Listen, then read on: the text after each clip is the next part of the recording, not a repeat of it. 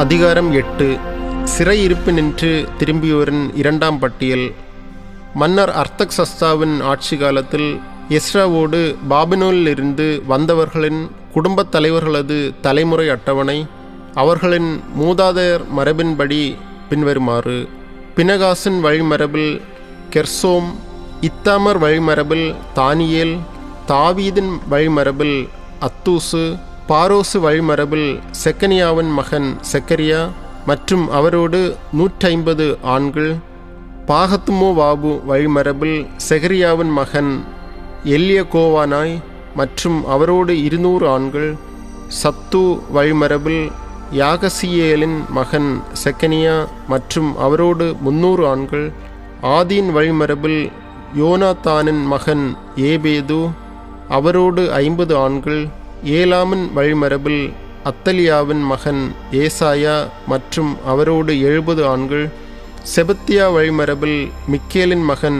செபத்தியா மற்றும் அவரோடு 80 ஆண்கள், யோவாவு வழிமரபில் எகியேலின் மகன் ஒபதியா மற்றும் அவரோடு 218 ஆண்கள், பானியின் வழிமரபில் யோசிப்பியாவின் மகன் செலோமித்து மற்றும் அவரோடு 120 ஆண்கள், பேபாய் வழிமரபில் பேபாயின் மகன் செக்கரியா மற்றும் அவரோடு 28 ஆண்கள், அஸ்காதின் வழிமரபில் அக்காட்டானின் மகன் யோகானான் மற்றும் அவரோடு 110 ஆண்கள், அதோனிகாம் வழிமரபில் பிற்காலத்தவர்களான எலிப்பலேற்று, எயியேல், செமாயா மற்றும் அவர்களோடு 60 ஆண்கள், பிக்வாயின் வழிமரபில் உத்தாய், சக்கூர் மற்றும் அவர்களோடு 70 ஆண்கள். கோவில் பொறுப்புக்கு லேவியரை எஸ்ரா நியமித்தல். அகாவாவுக்கு செல்லும் ஆற்றருகில் அவர்களை நான் ஒன்று சேர்த்தேன். அங்கே 3 நாட்கள் தங்கியிருந்தோம். மக்களையும் குருக்களையும் பற்றி கேட்டறிந்தபோது அங்கே அவர்களுள் லேவியர் எவரும் இல்லை என்று கண்டேன்.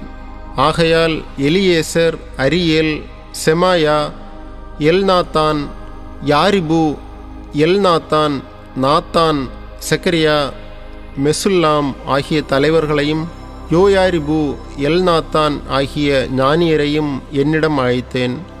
அவர்களை கசிப்பியாவில் இருந்த மக்கள் தலைவரான இத்தோவிடம் அனுப்பி வைத்தேன்.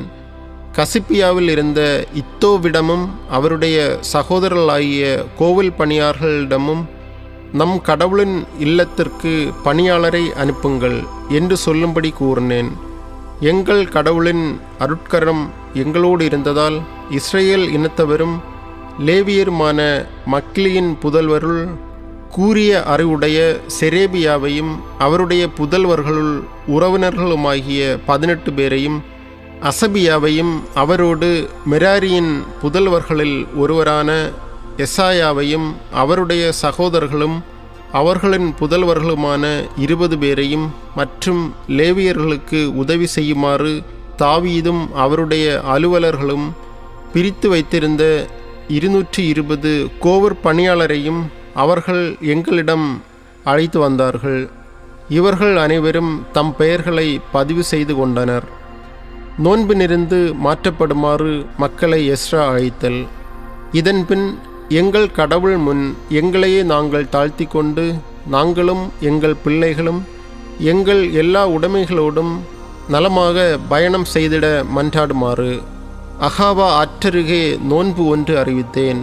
ஏனெனில் வழியில் எதிரிகளிடமிருந்து எங்களை காப்பாற்றும்படி காலாட்படையினரையும் குதிரைப்படையினரையும் எங்களோடு அனுப்பி வைக்குமாறு மன்னரை கேட்க எனக்கு வெட்கமாக இருந்தது. இதற்கு காரணம், நாங்கள் மன்னரை நோக்கி, எங்கள் கடவுளின் அருட்கரம் அவரை நேர்மையுடன் தேடுகிற அனைவர் மீதும் இருக்கின்றது என்றும் அவரை புறக்கணிப்பவர்கள் அவருடைய வலிமைக்கும் சினத்துக்கும் ஆளாவார்கள் என்றும் சொல்லியிருந்தோம். எனவே நாங்கள் நோன்பிருந்து இதற்காக எங்கள் கடவுளிடம் வேண்டிக் கொண்டோம். அவரும் எங்கள் மன்றாட்டை கேட்டருளினார். கோவில் காணிக்கைகள். பின்னர் குருக்களின் தலைவர்கள் 12 செரேபியா, அசபியா மற்றும் அவர்களின் உறவினர் 10 பேரையும் பிரித்தெடுத்தேன். அரசரும் அவருடைய ஆலோசகர்களும் அவருடைய அலுவலர்களும் அங்கிருந்து இஸ்ரேலர் எல்லாரும் எங்கள் கடவுளின் இல்லத்திற்கு காணிக்கையாக அளித்திருந்த வெள்ளி, தங்கம், பாத்திரங்கள் யாவற்றையும் அவர்களிடம் நிறுத்து கொடுத்தேன். நான் நிறுத்து கொடுத்தவை 25 டன் நிறையுள்ள வெள்ளி, 4000 கிலோகிராம் நிறையுள்ள வெள்ளி பாத்திரங்கள், 4000 கிலோகிராம் பொன், 1000 பொற்காசுகள் மதிப்புள்ள 20 பொற்கிண்ணங்கள், பொன் போன்று மெருகேற்றப்பட்ட 2 வெண்கல பாத்திரங்கள் ஆகியவை. பின்பு அவர்களை பார்த்து, நீங்கள் ஆண்டவருக்கு அர்ப்பணிக்கப்பட்டவர்கள், இந்த பாத்திரங்களும் அர்ப்பணிக்கப்பட்டவையே. இந்த வெள்ளியும் பொன்னும் உங்கள் மூதாதையரின் கடவுளுக்கு அளிக்கப்பட்ட தன்னார்வ காணிக்கைகள். எருசலேமில் உள்ள குருக்களின் தலைவர்கள், லேவியர், இஸ்ரேல் குலத்தலைவர்கள் ஆகியோர் முன்னிலையில் ஆண்டவரின் இல்ல கருவூலத்தில் ஒப்படைக்கும் வரை நீங்கள் இவற்றை பாதுகாத்து வாருங்கள் என்று சொன்னேன். நிறுக்கப்பட்ட வெள்ளி, பொன், பாத்திரங்கள் ஆகியவற்றை குருக்களும் லேவியரும் எருசலேமில் உள்ள நம் கடவுளின் இல்லத்திற்கு கொண்டு போகும்படி பெற்றுக்கொண்டார்கள். எருசலேமுக்கு திரும்புதல். பிறகு நாங்கள் முதல் திங்கள் 12ஆம் நாள் அகாவா ஆற்றை விட்டு எருசலேமுக்கு புறப்பட்டோம். எங்கள் கடவுளின் அருட்கரம் எங்களோடு இருந்ததால் போகும் வழியில் நாங்கள் எங்கள் பகைவருடைய கையினின்றும் திருடருடைய கையினின்றும் பாதுகாக்கப்பட்டோம். நாங்கள் எருசலேமை அடைந்து அங்கு 3 நாட்கள் தங்கினோம்.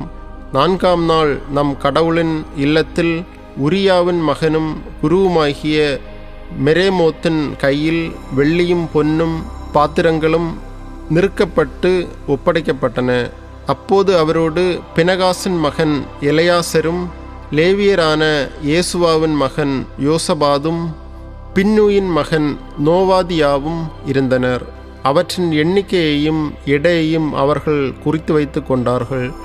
அப்பொழுது சிறையிருப்பிலிருந்து விடுதலையடைந்து திரும்பி வந்தவர்கள் இஸ்ரேலின் கடவுளுக்கு எரிபலிகள் செலுத்தினார்கள். இஸ்ரேலின் எல்லா மக்களுக்காகவும் 12 இளங்காளைகளையும் 96 செம்மறி கிடாய்களையும் 77 ஆட்டுக்குட்டிகளையும் பாவம் போக்கும் பலியான 12 வெள்ளாட்டு கிடாய்களையும் ஆண்டவருக்கு எரிபலியாக ஒப்பு கொடுத்தார்கள். மேலும் அவர்கள் மன்னரின் ஆவண மடல்களை சிற்றரசர்களிடமும் பேராற்றின் அக்கறையில் இருந்த ஆளுநர்களிடமும் கொடுத்தார்கள். இவர்கள் மக்களுக்கும் கடவுளின் இல்லத்திற்கும் உறுதுணையாயிருந்தார்கள்.